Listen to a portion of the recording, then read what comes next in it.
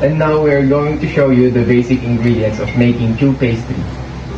1/2 cup of unsalted butter, 1 cup of all-purpose flour, and 4 eggs. 3/4 teaspoon of salt, 1 piece egg yolk, 1 cup of water.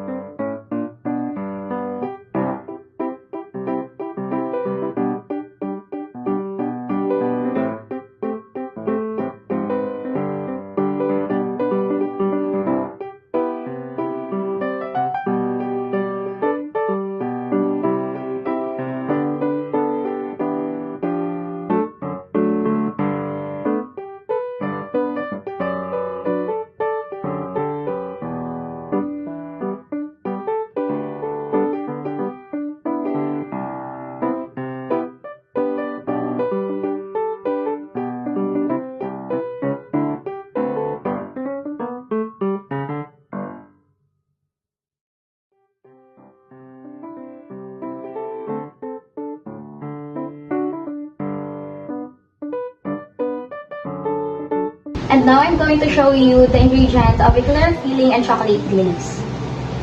For eclair filling, 5 ripe mangoes, and for chocolate glaze, 2 tablespoons of whipped cream, 1 pinch of salt, 1 1/2 tablespoon of unsalted butter, and 1 cup of chocolate chips.